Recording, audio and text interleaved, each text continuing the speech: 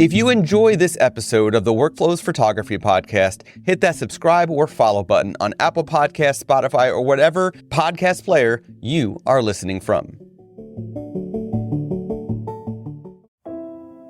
Welcome to Workflows, presented by imagen-ai. Workflows is a podcast about saving you time and money in your photography business. Hear from people just like you. Put down that camera for a little, connect the headphones, and get to work with Workflows. Today I'm speaking with Hannah Hall. Hannah is an incredible photographer based in North Hampshire, UK. At the time of recording this episode, she is in her 8th year of business. Hannah describes her style as honest and emotion-driven with a bit of awesome thrown in. I would describe her style as organic and vibrant. The color she achieves and the looks she brings out in people are out of this world. When she is not shooting weddings, you can find Hannah on mountains, in a pile of dogs, or wondering what killed her latest houseplant. Without further ado, here is my conversation with Hannah Hall. Hello, Hannah. Hello. How are you doing? Good. What time is it by you right now? It's just gone 2 o'clock in the afternoon here. 2 in the afternoon. Yeah, it's 9 a.m. here and Bright very and early. cold. Bright and early. The joys of having to do everything remotely. It's amazing that we're, 2022, we're able to record a clean video and audio podcast remotely when back, even 10 years ago, in order to do this, podcast innovators like Tim Ferriss would literally send a full package in a Pelican case across the world for his guests to have video and audio equipment for every episode. And now you don't need to. It's amazing. The benefits, I guess, of a pandemic have improved our skill in being able to do these kind of things as well. Yeah. I right. didn't know how to use Zoom 2 years ago. Most people didn't even know Zoom was a thing 2 years ago. Yeah. And interestingly, things like Google Meet, which used to be Google Hangouts, they've been around for years. I mean, Skype. Basically Zoom is a mutated Skype that has been enhanced with special abilities. So, Anyway, so it's cool. So what's going on with you? How's everything going on your end? Things are good. It's my month off, technically. Obviously, back in the UK, basically, weddings got back to normal in July. When we say normal, restriction-free. Although weddings were back on from sort of the end of April. So I ended up photographing 53 weddings of my own in 8 months last year. Normally, I don't want to do more than 35 in 12 months. So it's been busy. We got married ourselves in the chaos as well. So it's just taking a month where I haven't got weddings to go to just catch up with editing, tweak websites, just, do all of the boring right. Behind the scenes stuff that no one ever really sees. Right. But actually, after last year, it's kind of a joy not to be picking up my camera every 5 minutes. It's just nice to go a bit slower and sit in my pajamas if I want to. Yeah. In the, we just, this week actually, in the imagen-ai community, we shared, some advice for, what to do during downtime and stuff like that. And so it's perfect timing. I mean, that's why we put that content out there when we did, but, there's so much that can be done when you take a month off, when just the industry, your market is nothing for a little bit, where you can prepare your business for when everything comes back or get caught up on things that you couldn't get caught up on before. Absolutely. Yeah. And I've had a list of things for months in my head of I'm going to do that. I'll do that in January. And it's now trying to put all of that into place and make it happen before I start shoot. I've got 5 weddings in February. We're still feeling the knock on of the pandemic here, bookings wise. I'd never normally have 5 weddings in February. So I've got a deadline to get a lot of stuff done. So I'm just chipping away quietly. Yeah, and February's coming faster than we probably want. My first question to you is, what is one thing that you do for the photographic process with your camera, with your lights, things like that saves you time in that part of your work? I shoot in one white balance, and I've been doing that now for maybe 4 years. It means that what you see on the back of the camera sometimes, if I'm showing my clients, looks like fresh yellow hell, particularly in the evening. But But it was, I guess, had Imagine been around 4 years ago, maybe it's not something that I would have needed to do, but it allowed me to batch process for different, if I was in one room, my white balance was pretty much constant rather than it being affected by colour casts and, green outside or whatever. So that has really sped up my editing time, even if it does look awful when I send my pictures. So if I've been second shooting, I'm like, just don't judge them until you've edited them. Out of curiosity, what white balance do you set it at? 5,500 K. So daylight, it's fine. Outside looks normal. It's just when you come inside that it starts to look a bit weird and wacky. Yeah. Once you start going under tungsten and fluorescent lights, that's when the fun happens. That's it. But it tricks Lightroom, and so sometimes Lightroom will do really crazy things with your pink-green balance.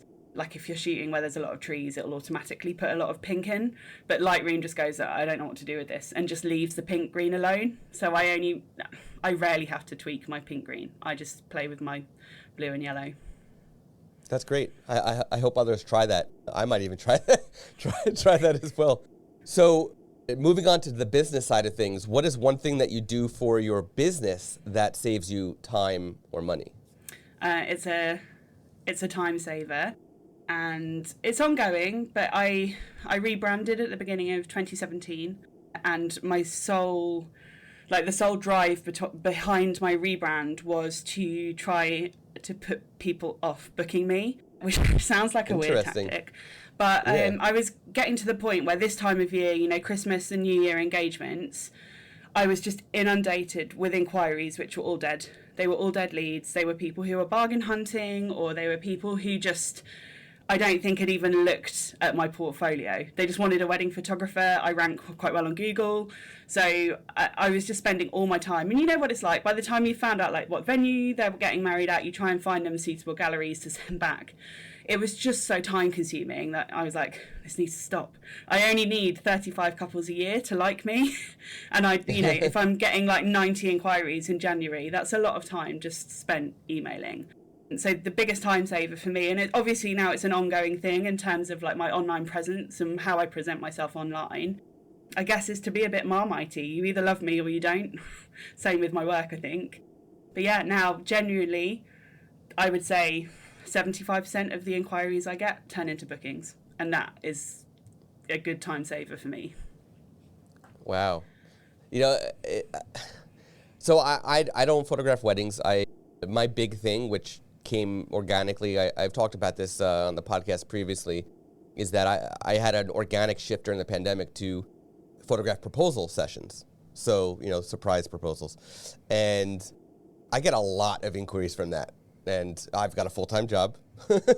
And so I have to turn a lot of them away or recommend other people. But, it really, you do really have to, if you want the right client to not have to go through a bunch of hoops and back and forth and stuff, you really do have to present yourself how you want, the clients you want. You have to present yourself the way you want your clients to come.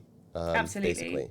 Absolutely. So. And I'm really lucky now that the couples that I get to work for are super laid back. They're lovely. Their weddings are my kind of vibe. There's nothing really stuffy and formal about them. And I know there's wedding photographers for everybody, but I think generally people who are planning weddings like that also don't want to spend hours stood in a line grinning at a photographer doing family formals and that kind of thing. So it's worked well for me, and I don't spend all my time writing emails anymore. I absolutely love not only your website but your photos. I mean, they're so punchy. They're so the way I describe it is very organic and vibrant. They're showing people how the people are, and so whatever I didn't see your website before you rebranded and everything, but whatever you did, I love the changes. Oh, thank you. So. I think, for me, being a parent really changed my perspective on what photographs should be. And when I started reflecting, I think when I started my business, I just photographed, weddings as I thought they should be photographed.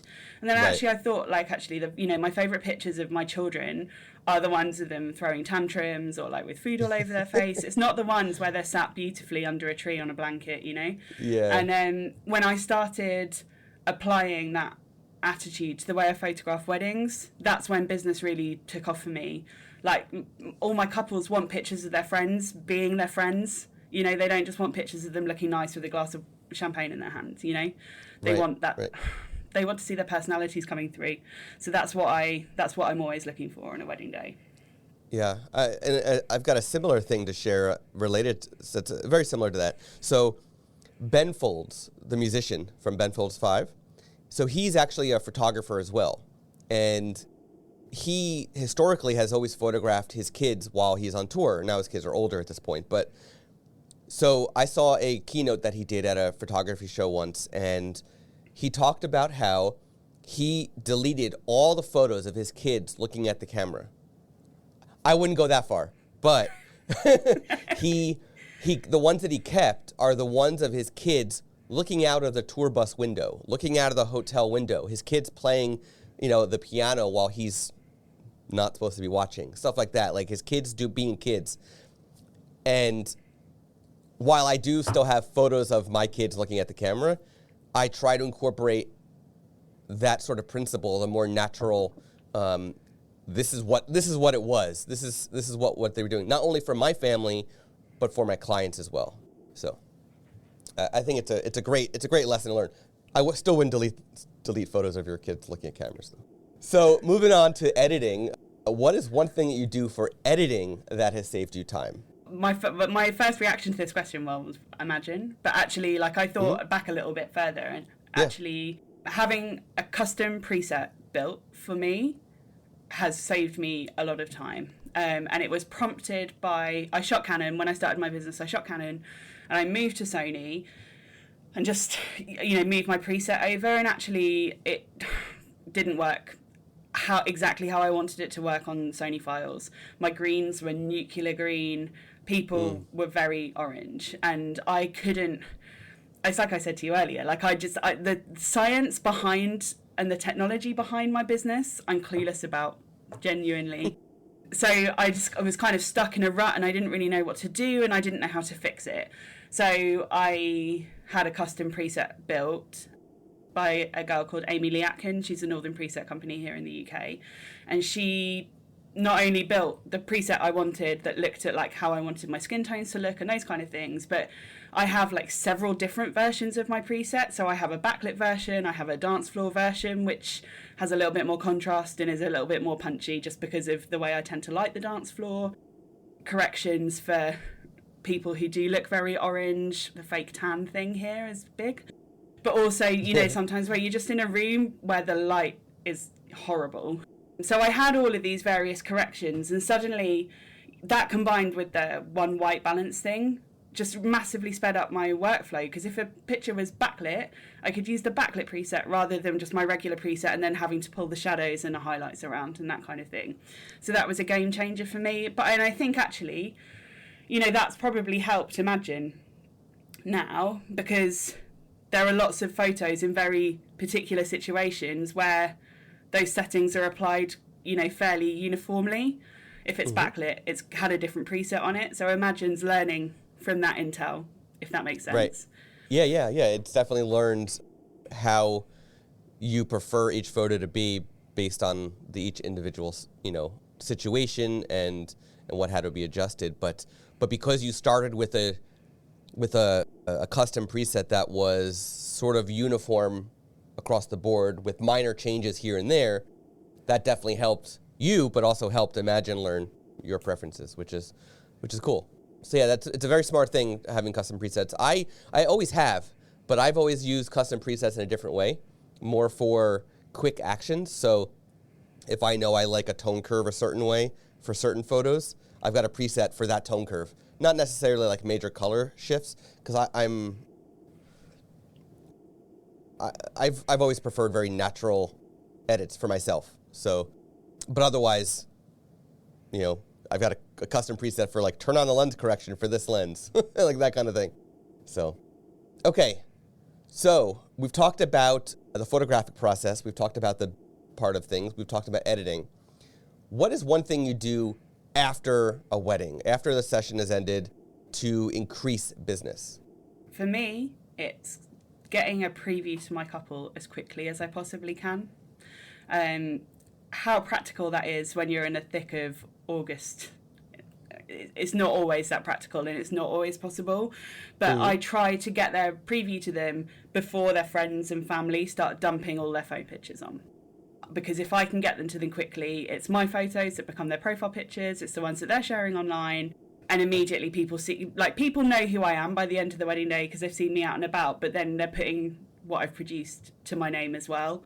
And it also just means that everything that I'm sharing online is very current, and my couples are still excited. You know, literally like 2 or 3 days after the wedding, they're still buzzing. So they're doing lots and lots of resharing. Their suppliers are potentially getting involved in that as well. And as a result, I photograph a lot of friendship groups, weddings, or lots of, you know, siblings. Like I've done 2 or 3 siblings' weddings and stuff. Yep. Nice. And so when you do these previews, are you watermarking them so that everybody who sees it on Facebook and whatnot know that it was you, or are you just, you know, going with the assumption, hey, they met me at the wedding, they knew who I am at the wedding? You know, watermarks not needed. Yeah, I don't watermark anything. There's no point. People just crop them off, or I just kind of feel like actually if you've got a big watermark in the middle of a picture, it just ruins your appreciation of it anyway. I'm quite strict with my the expectations of my couples and the way that they look after their photos. So right from the get-go, like at the point that I am, you know, in potential like consultations with them before they've even booked, like I make it very clear that the photos are for them, they're not for their suppliers. If their suppliers want them, they need to come and speak to me separately. But I have an expectation that they don't put Instagram filters on them and those kind of things. And I would say that I'm now at the point when 99% of the time it just isn't a problem. They tag me. They've generally got nice things to say about me as well, which really, really helps in terms of like, here are our pictures. Hannah was great. So yeah, the watermark thing, I used to do it. I used to like pick a colour out of the picture to make the watermark like look aesthetically nice on the picture, right. But I've given up with that and that's long gone. Yeah. You know, you could even put in the contract that like if when I send you the previews, if you do share them on social media, please make sure you tag me. And that basically gets around, you know, but they're doing it for you naturally anyway, which is great. Yeah, and I think if I look at, you know, generally flicking through Instagram now, it is becoming more of a trend that people are tagging the photographer, even if it was their friend. They're kind of, you know, there's an element by which they're starting to recognize that someone else's work. So a lot of my couples, I think, just do it instinctively now anyway. Yeah. Yeah, it works for me. Awesome.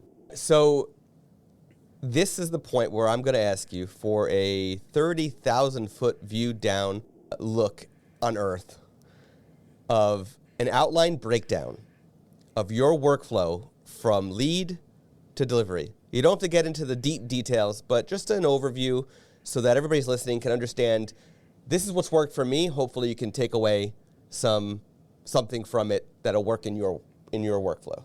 Sure.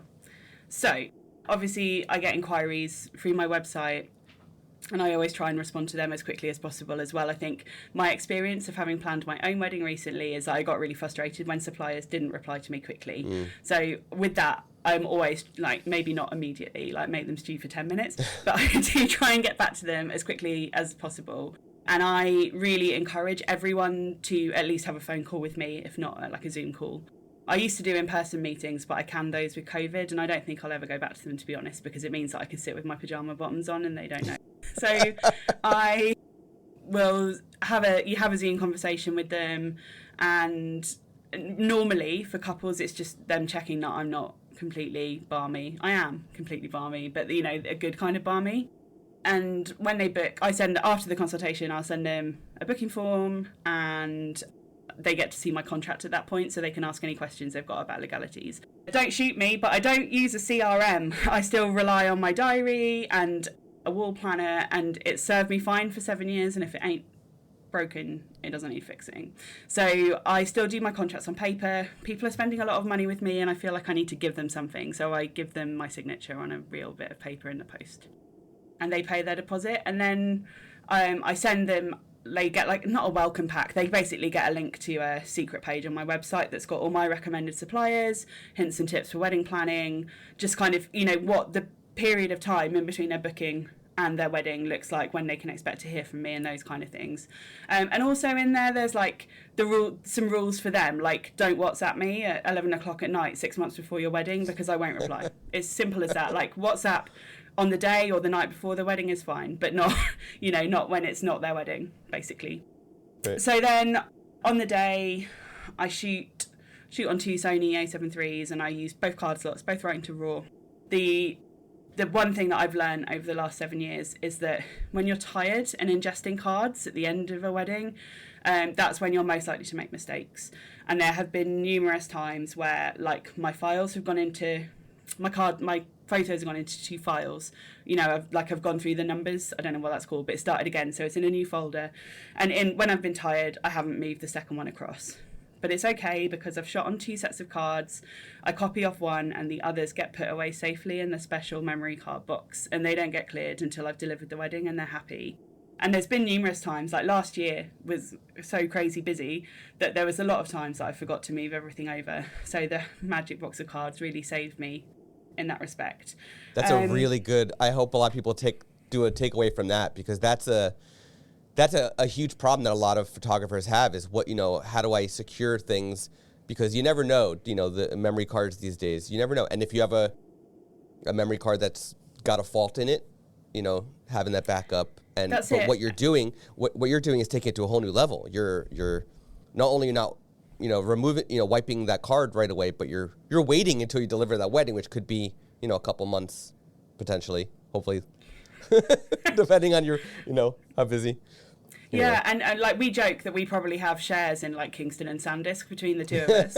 But, I just think people are like, oh, I've got a really robust backup system, I've got Backblaze or Crash Plan or whatever. And that's great. It's important to have that too. Mm-hmm. But if you haven't backed up all the photos in the first place, user error or something went wrong, like your computer went to sleep and stopped writing, for example, like having that set of cards, and memory cards are so cheap these days, for me, it's a no-brainer that there's just always another set of pictures. And generally, like if my laptop's at home, the box of memory cards is in my bag wherever I'm going, or in the car, just so that they're in separate places. Are you labeling these when you store the memory cards temporarily until the wedding's delivered? Are you labeling them with the couple's name, with the date of the wedding? How are you organizing that? Yeah, they go. I have like those tiny little plastic bags that you might get. I don't even know where they are. They're, like little baggies with the press thing. Right. And I just literally just Sharpie the couple's name on them, and then the box that I have for them, I can just put them in chronological order. Nice. I like it. It's old school, but it's effective. Yeah, it works. It does work. So at that point, if it really depends on what time I get back from a wedding. A lot of my weddings aren't close to home, so I stay away for work quite a lot. So at some point then I will go through and pick out a preview, and doing that while the wedding is still fresh in my head saves me time, because I know I've probably got an idea of at least 30 pictures that I definitely want to include in the preview. And I always try and make sure that I deliver like a family photo for each of the couples, like immediate family, just because I think it's nice for them to be able to give those to like parents and grandparents quickly. And then I look for there's probably some key moments, like there's normally a confetti photo in there, there's normally portraits, there's normally a first kiss, the stuff that they really, really love. And then there's a few in there that are just my favourites, the really silly moments where like their friend has just spilt their drink down their front and those kind of things. They go in there too, just so that they can see that they can start to really get a flavour of the things that they missed while they were busy, talking to people and stuff, because loads of other stuff's going on that they don't get to see, and it's my job to fill in those gaps. So in a preview, I aim for 60-ish photos. And that keeps them going. That gets them off my back if I'm in the middle of wedding season, or like I am at the moment where I've got a big backlog of work. I haven't had anyone hounding me for pictures this wedding season, because they're like, oh, we've got loads of stuff, and they can make their thank you cards and all of those kind of things. So that's my next step. So obviously then it might be several weeks between doing the preview and actually coming to look at their set. I'm hoping to completely change my workflow this year now that Imagen is a thing, but it's not tried and tested yet. This is just how I work at the moment. So when I come to work on their set, I cull in photomechanic. And culling is like the one thing that I am exceptionally good at. I cull my weddings and my husband's weddings because he's really rubbish at culling. But I can generally cull a wedding of 5,000-6,000 images in an hour. There are probably some photos in there that are duplicates because I want to be able to see what they look like when they're edited, and I do lose probably a couple of hundred in the final edit. I'd rather spend the time really looking carefully at them once they're edited, or at least semi-edited, before I make a decision about what's staying and what's going. Right. So that all comes into Lightroom. I tell it to stop building previews immediately, and then it goes to Imagen. And if I've obviously already got my preview in Lightroom for that wedding at that point, and I always send my fine-tuning off from my previews as well, just because sometimes actually I probably spend more time making sure the previews are really shiny compared to a full set of 800 photos or whatever. Small batch versus large batch.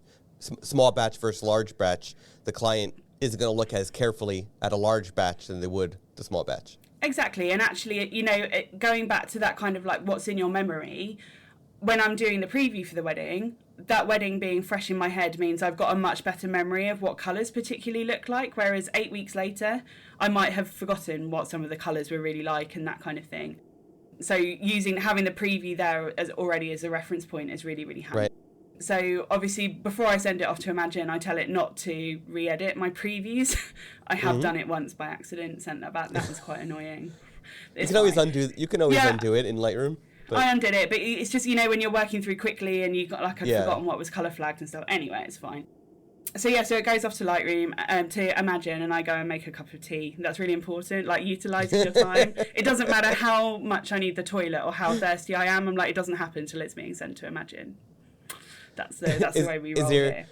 Is there a specific type of tea that you make while you're waiting for your edits to come back?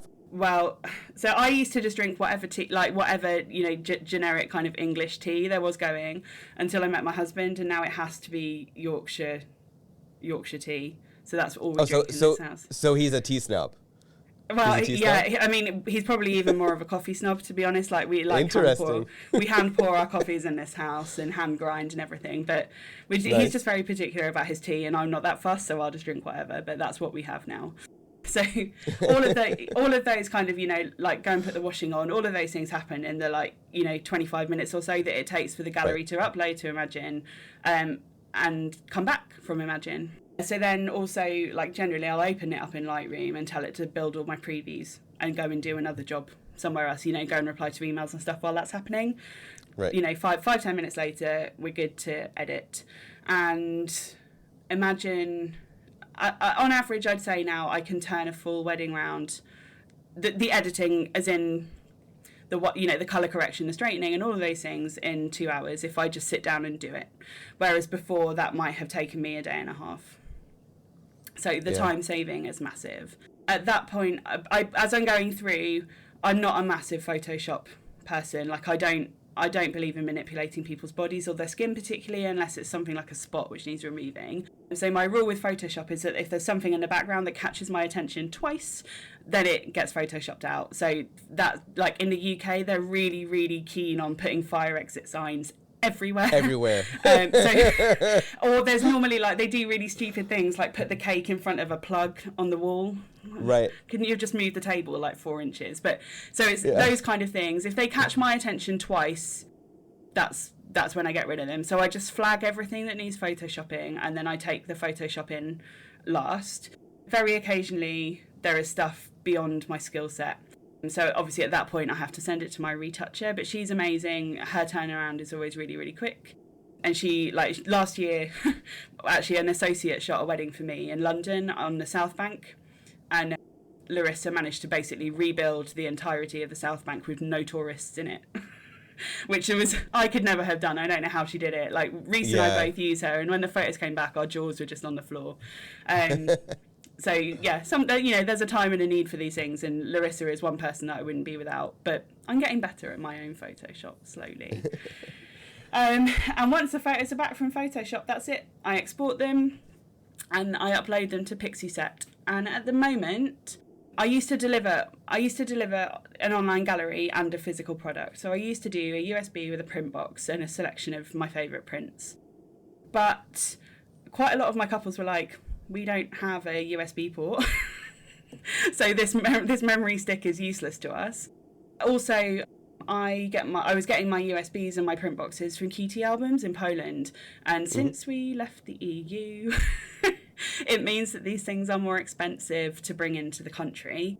So I am actually in the process of phasing out USBs for that reason. So this year I've given all my couples the option of either having some print credit or having the USB, and most of them have taken the print credit because I think they've just realised they can just download it from Pixieset and stick it in their Google Drive or whatever. Right, exactly. And that's kind of the end of the process in terms of the delivery.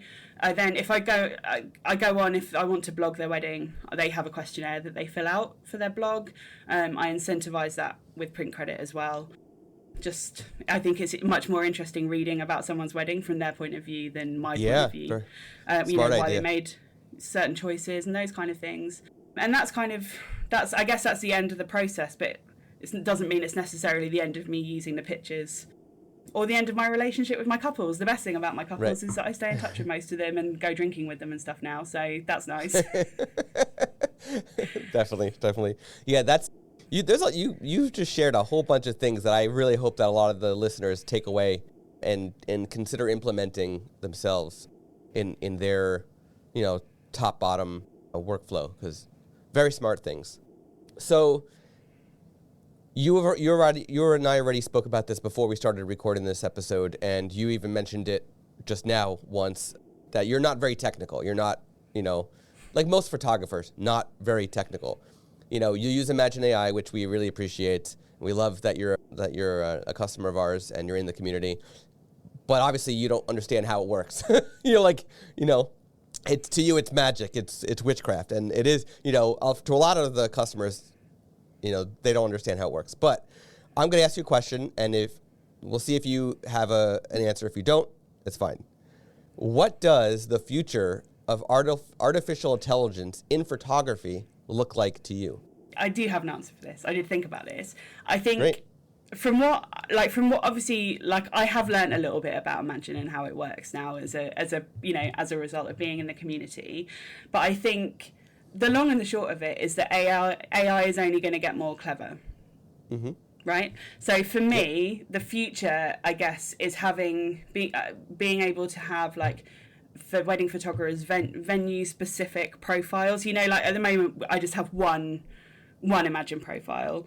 I think long term it would be a case of you've shot at this venue, I've got a separate profile for that venue, just because there are some things, there are venues that I'm recommended at, one I was there 8 times last year, another I was there 5, and there are some very specific things that I might do at those venues, and I do them every wedding I edit because of the windows or because of where top table is put and those kind of things. So I guess for me, that's what the future looks like. AI learning more about me specifically and how I work.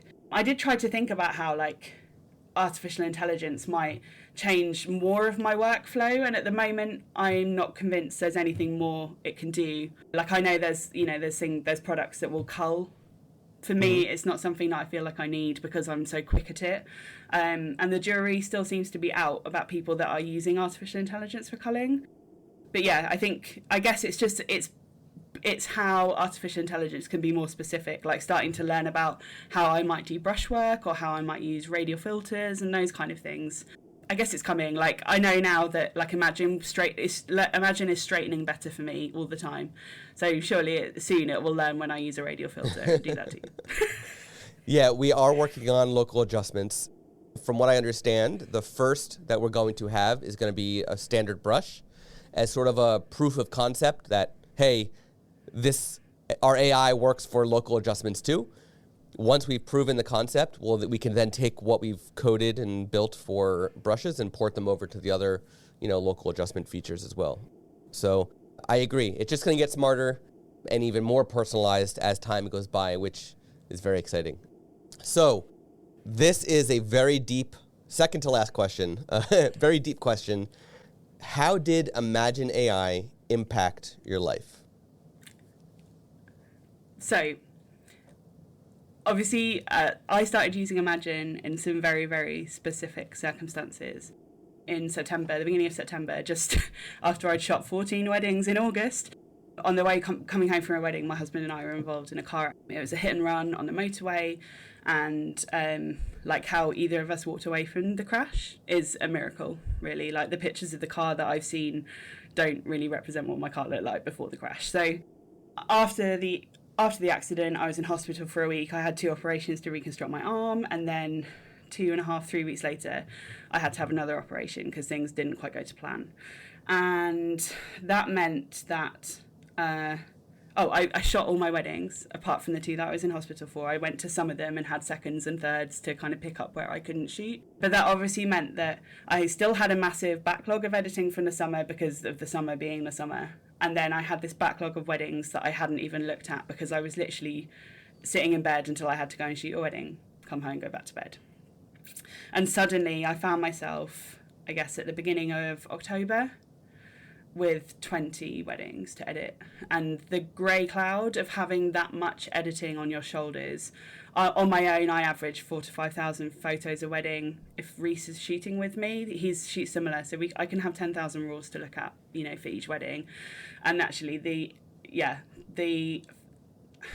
impact on my mental health, never mind everything that had gone on surrounding the car accident, was massive just because of the backlog that I had. And someone said to me, "Oh, you need to try Imagen." And I was like, yeah, but how? How can it just do this stuff for me? It didn't make sense. And then I was like, when you're in the thick of it, you're like, I haven't got time to do this. Like all my time, it all boiled down to the fact that I couldn't put my elbow down because of where the damage was to my arm. So I was like, all the time that I've got where I can put my elbow down on the desk, I now need to spend editing. I haven't got hours to be like pulling out photos to send to see if it works.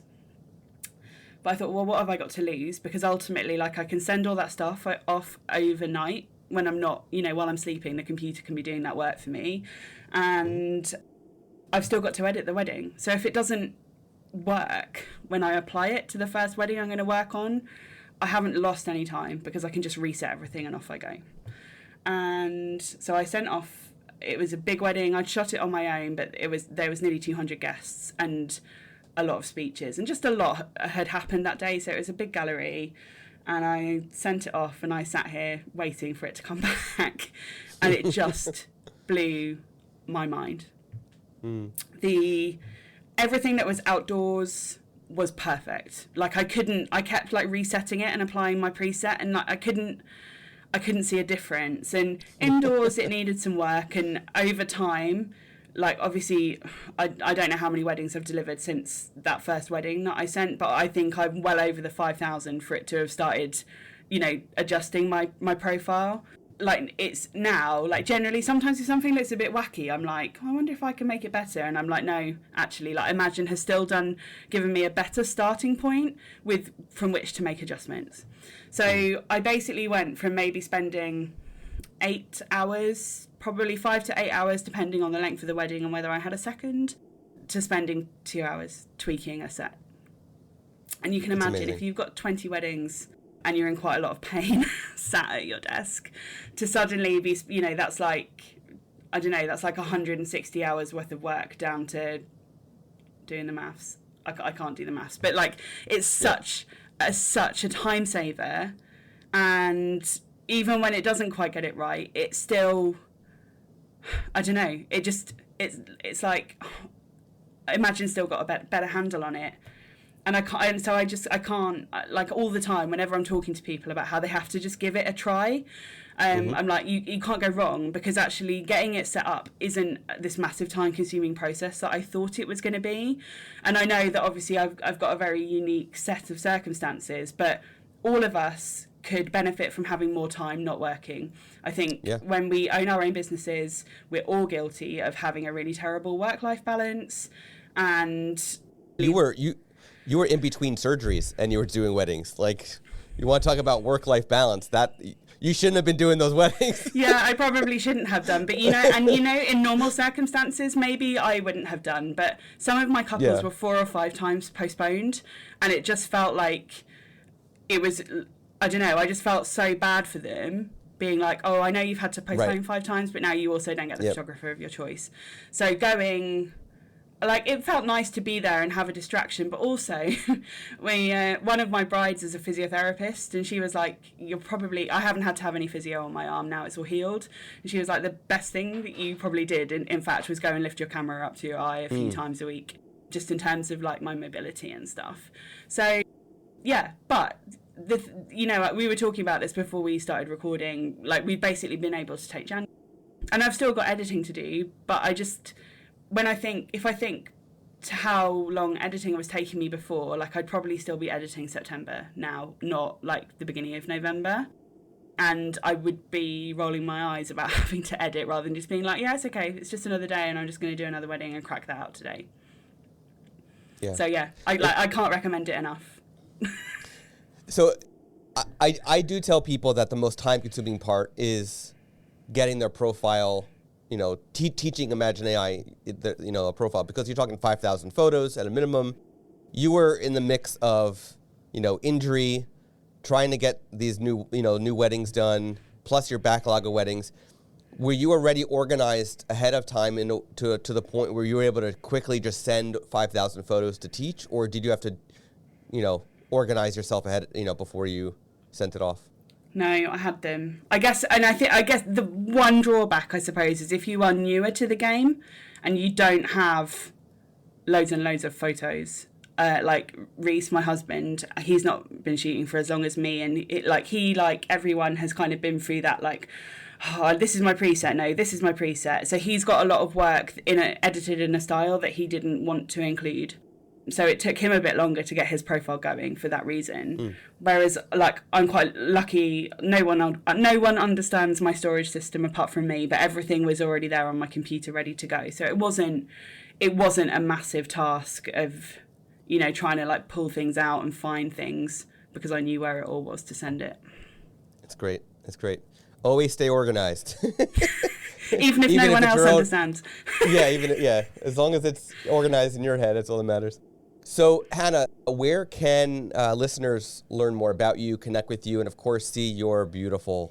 They can find me on my website, which is hannahhallphotography.co.uk. I'm also on Instagram, just at Hannah Hall Photography.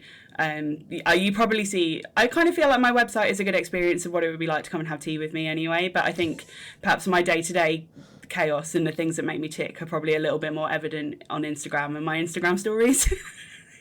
But they're the best places to find me. Awesome. Thank you so much for joining me today, and we'll talk soon. Thanks very much. Thank you, Hannah, for that incredible conversation all about your workflows. And thank you to those listening who listened through. And I hope you gathered a whole bunch of insights from Hannah in this episode. You are invited to be a part of the bigger conversation. Join the imagen-ai community today by going to imagen-ai.com/community.